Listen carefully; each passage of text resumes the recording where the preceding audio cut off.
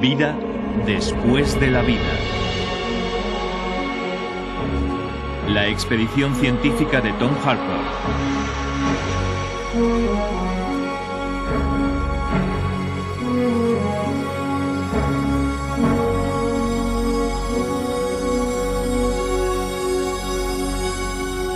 Contacto con el más allá. Bajé y me despedí de él a las 6:25. Lo recuerdo perfectamente. Era el niño más feliz de la Tierra porque iba a hacer lo que le gustaba. Y aquel fue el último momento en que le vi con vida. Stephen Sabin, 19 años, un chico vital, activo, aparentemente sano, un verdadero tesoro. Una mañana, en clase de educación física, su corazón se paró.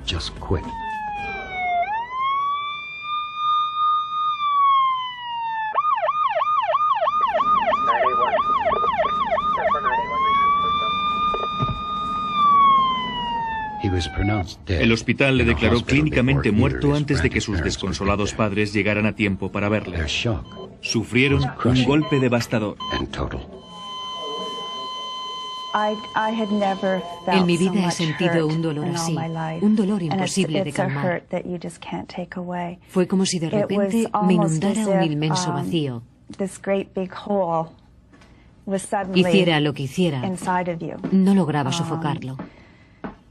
And no matter what, it just wouldn't go away.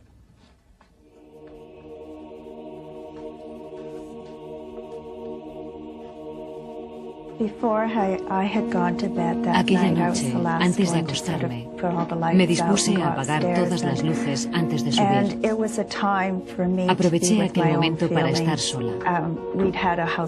La casa había estado abarrotada de gente todo el día y necesitaba estar sola. Empecé a hablar con Stephen.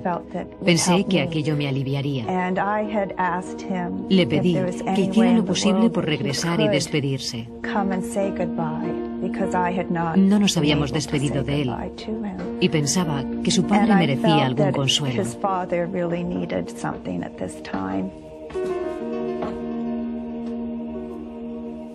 Me acosté con aquel pensamiento. Me dormí enseguida. Estaba agotada. Luego me desperté sobre las 3 de la madrugada para encontrarme... Serían las 2:30 de la madrugada. Todo estaba muy silencioso. Recuerdo que bajé y empecé a reflexionar mirando las fotos de Stephen. Intentaba digerir lo que estaba ocurriendo. Volví a subir. Linda estaba en la cama, despierta, y me acosté a su lado. Estábamos allí tumbados cuando serían las 3:10 de la madrugada. Todo estaba muy tranquilo y silencioso, cuando de repente sentí algo y me llevé la mano a los ojos. Tenía los ojos muy abiertos. Primero sentí y luego vi una luz. Le dije a Linda, está ocurriendo algo. Y ella me preguntó que qué veía. Le respondí, no lo sé, pero hay algo. Luego vi la luz y supe que era Stephen. No sé cómo lo supe, pero Linda decía, ¿qué aspecto tiene? Y le respondí, es una paloma, una estrella, y ninguna de las dos cosas. Está dentro y fuera, y palpita, lleno de energía y de luz. Una luz brillante, muy nítida y real. Entonces Linda dijo, ¿qué dice? Y respondí, no dice nada. Simplemente permanece frente a mí. Me quedé traspuesto mirándolo. Era precioso. Sabía que era nuestro hijo. De repente, oí pronunciar la palabra gracias. Supe que Stephen se había despedido de nosotros. Fue la experiencia más sorprendente de mi vida. Sentí un súbito y total sosiego que me inundó por entero. Tom Harpur, teólogo, investigador de Rhodes, periodista y escritor, se encontró con esta historia cuando había terminado de escribir su bestseller Vida después de la vida. La experiencia de los Sabin es conmovedora y particularmente intensa, pero lo más importante es su total verosimilitud. Ninguno de los dos había tenido contacto con fenómenos paranormales. Y aunque sería falso decir que no echan de menos a Stephen, aquel suceso les permitió aceptar su muerte con mayor naturalidad. Es precisamente en el contacto con el más allá donde he encontrado las pruebas más verídicas de que existe vida después de la muerte.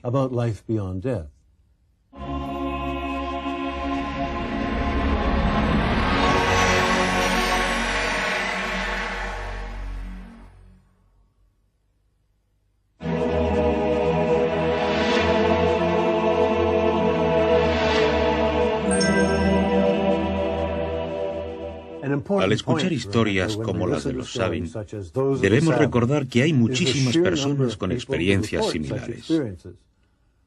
Los Sabin son dos entre muchos millones. Bill Guggenheim, antiguo analista financiero de Wall Street, es hoy día un eminente investigador de la comunicación después de la muerte. Son sucesos muy habituales. Estimamos que un 20% de americanos y canadienses han tenido experiencias de comunicación después de la muerte, lo que se traduce en cifras equivalentes a unos 50 millones de americanos y 5 millones de canadienses. Son estimaciones muy ajustadas. Las cifras podrían duplicarse. La gente no suele comentar estos sucesos porque cuando les ocurren creen estar enloqueciendo o perdiendo la razón, sobre todo si acontecen en un momento de duelo. Al contárselo a alguien comprueban que en nuestra cultura occidental hay un gran escepticismo respecto a la comunicación con el más allá. Lo curioso es que estos contactos abundan en muchas partes del mundo. En países católicos de Centroamérica y Suramérica, en algunos europeos, en Oriente Próximo, incluso en Extremo Oriente. Si no existieran, no estaría justificado seguir investigando o escribir un libro sobre el tema. Son fenómenos integrados en el proceso de la vida, del duelo, de la muerte y la póstuma comunicación con las personas que aún viven.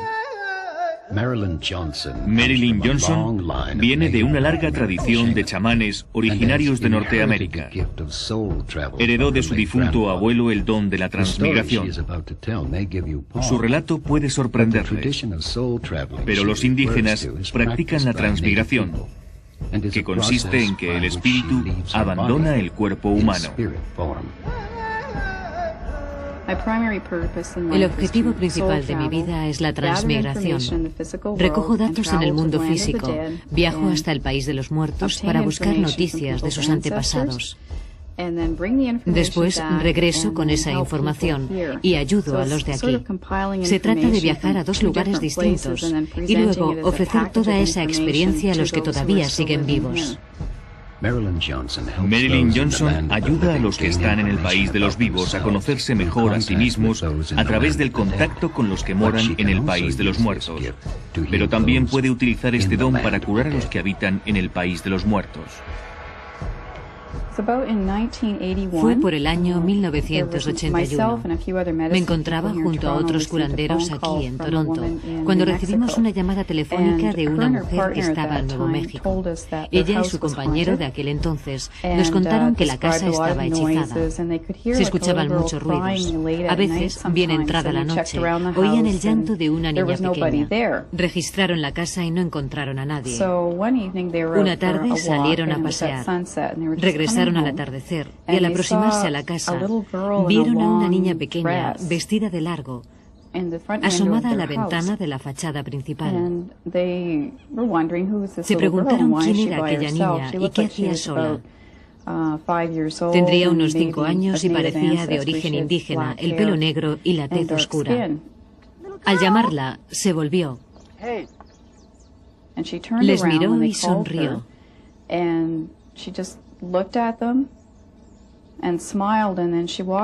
Luego caminó delante de la fachada, avanzó unos 3 metros y penetró en el interior de la casa, atravesando el muro. En ese momento se dieron cuenta de que no pertenecía a este mundo. Se trataba de un espíritu. Estaban muy nerviosos y asustados. No sabían cómo reaccionar. Se acercaron a la casa, miraron por la ventana y vieron unas huellas, las huellas de un niño sobre el cristal. Así que inicié una transmigración de 4 noches como hago normalmente y hablé con el espíritu de la niña.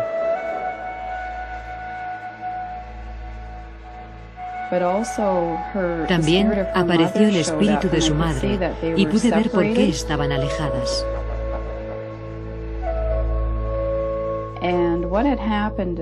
Ascendían hacia la cima de una colina, muy cerca de donde ahora se alza la casa. La madre se cayó por la pendiente y se rompió el cuello. La niña permaneció junto a la madre y murió de frío y de hambre.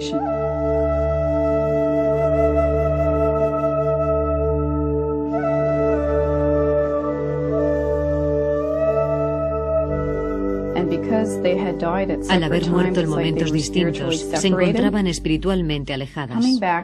La niña regresaba a la casa en busca de su madre, porque todo había ocurrido en aquel lugar. Transmití a la pareja el mensaje y ellos me habían hecho llegar una fotografía de las huellas. Les aconsejamos, y nosotros hicimos lo mismo, que celebraran una fiesta para las dos, para intentar unir sus espíritus en un mismo lugar, en el mundo espiritual. Queríamos que estuvieran unidas. Después de aquello, la casa dejó de estar hechizada.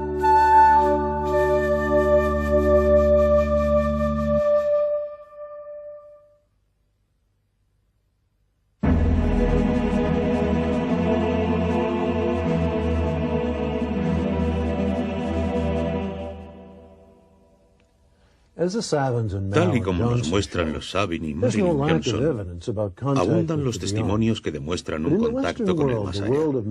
Pero en Occidente, donde impera la ciencia y la religión y un sentido común tremendamente obstinado, la reacción espontánea es burlarse de estas historias, sobre todo si se es científico. La muerte es el golpe más duro al que se enfrenta una persona. Una experiencia aterradora, el final de uno mismo o de un ser querido. Las personas la niegan, así que hay una tremenda negación de la muerte. Existe lo que yo llamo la tentación trascendental, el anhelo del alma por superarse y comunicarse con los muertos. Pero no pasan de ser meras anécdotas. Hay relatos psicológicos o subjetivos. Las personas pueden pensar que vieron algo, pero ¿lo vieron realmente? ¿Son experiencias verídicas? ¿Son verdaderas? ¿O responden a una íntima necesidad psicológica? Probablemente sea esta última la explicación más plausible. Sin embargo, no todos los científicos se manifiestan de manera tan radical. El doctor Richard Olson de la Universidad de Carolina del Norte encabezó un equipo de investigadores que llevaron a cabo un estudio con viudos y viudas tras el fallecimiento de sus cónyuges. La mitad, o casi un 67%, afirman haber sentido la presencia del cónyuge. Algunos captaron su presencia, otros llegaron a hablar con él, otros le vieron. Otros sintieron una presencia física.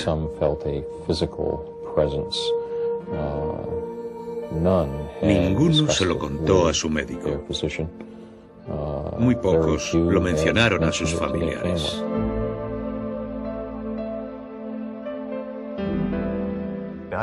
Uno de los rasgos más interesantes que hemos encontrado es que cuando se produce la muerte de una persona significativa, ya sea el marido, la esposa, los hijos, alguien con quien existe un vínculo afectivo, un vínculo íntimo especial, cuando se dan estas condiciones, los individuos suelen, sobre todo en estados de sueño, en estados de alteración, suelen recibir información a distancia. Ahora sabemos que está en relación con el hemisferio derecho, con la manera en que dicho hemisferio detecta la información espacial y su respuesta ante las emociones. Tiene mucho que ver con el vínculo. Solo funciona con personas con las que existe un fuerte vínculo emocional. Los científicos como el Dr. Persinger, que han explorado la comunicación entre los que están a punto de morir y sus seres queridos, se resisten a reconocer la posibilidad de que el alma sobreviva después de la muerte. Precisamente es esa presunción la que constituye la esencia del estudio llevado a cabo por el parapsicólogo Boyce Beatty. Vivo en Connecticut y cuando la gente acude a la Universidad de Yale o a la Universidad de Connecticut y cuentan que tienen un fantasma en casa, que están aterrados y no saben a quién dirigirse, les ponen en contacto conmigo. Yo trabajo con otras personas, normalmente con médiums o clarividentes, a veces con psicólogos clínicos, quizá con algún parapsicólogo. Investigamos, eliminamos las alternativas válidas. ¿La persona sufre algún trastorno psicológico? ¿Está en sus cabales? Y si no encontramos ninguna explicación racional, llegamos a la conclusión de que es el espíritu de un difunto ser humano. Ponemos en práctica lo que denominamos el rescate sobrenatural. Aconsejamos a los muertos, hablamos con ellos, nos comunicamos. Les hacemos ver que no están en un cuerpo físico. Les ayudamos a pasar al más allá. Muchas personas, incluso aquellas que aceptan algún tipo de vida después de la muerte, se mostrarán escépticas al respecto. Beatty nos pidió que nos aproximáramos al llamado rescate sobrenatural desde la otra orilla. Partiendo de los resultados, a partir de las muchas personas que sufrieron un trastorno inexplicable, como es el caso de Billy Loren McCauley. Le dije a Lori, viene hacia mí. No sé lo que es, pero viene hacia mí. Estaba petrificado, sudaba intensamente. De repente sentí algo en mi espalda. No era una sensación física, pero sabía que tenía algo en mí.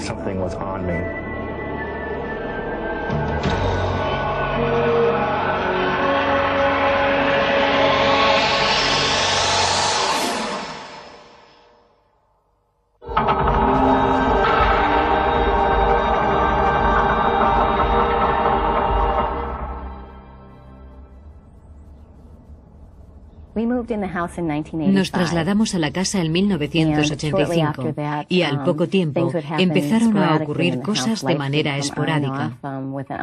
Luces que se encienden y se apagan sin explicación lógica, voces en la casa que no eran las de nuestros hijos, risas y llantos que no eran los nuestros. Objetos que se movían ante nosotros. Ocurría muy esporádicamente, sin indicación clara de que la casa estuviera hechizada. Intentaba no pensar en ello. No era posible. El origen debía ser humano. Tenía que ser el hijo de un vecino, un adolescente, alguien que molestaba a mi esposa. Hasta una noche en que trabajé en segundo turno. Y regresé a casa cuando todos dormían. Saqué al perro al jardín y de repente surgió una luz de la tierra. Medía casi 2 metros de alto por 1 metro de ancho y emanaba directamente del césped. Mi perro se acercó a ella y empezó a gruñir enfurecido.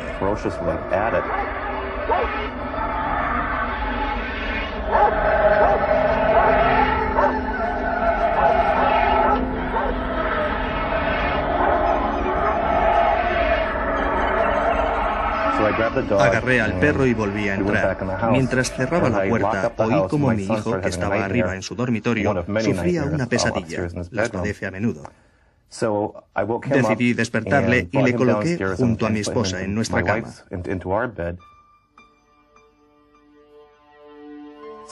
Volví a subir, me desnudé y me metí en la cama de Jeffrey.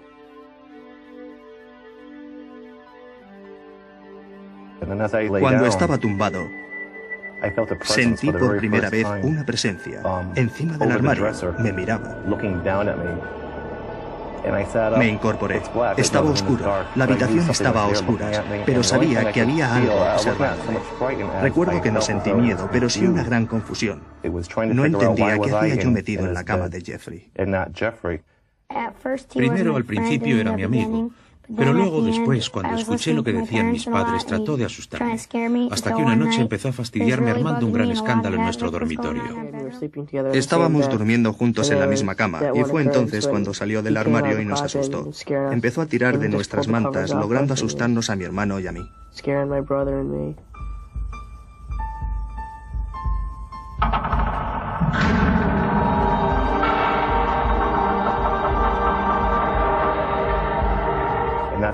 Fue entonces cuando concluí que en nuestra casa había una aparición, un fantasma o algún tipo de espíritu, y que aquello estaba afectando a mi familia.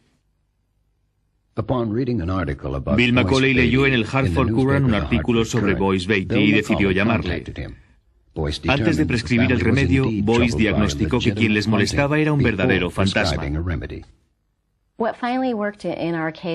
En nuestro caso, lo solucionamos exorcizando levemente la casa. Boyce Beatty pronunció una oración por los muertos y eso propició el alejamiento de los espíritus fuera de la casa.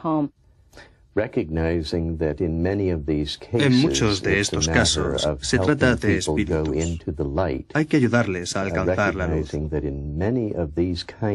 Lo que suele ocurrir en estos casos es que un ser humano, que el espíritu del difunto, confinado en la tierra, se encuentre muy confuso, no entienda que carece de naturaleza humana, pero tampoco ha pasado al más allá, a la luz. Así que aquella noche pronuncié una oración dirigida al espíritu de cualquier ser humano difunto que no hubiera alcanzado la luz, que estuviera confinado en la tierra.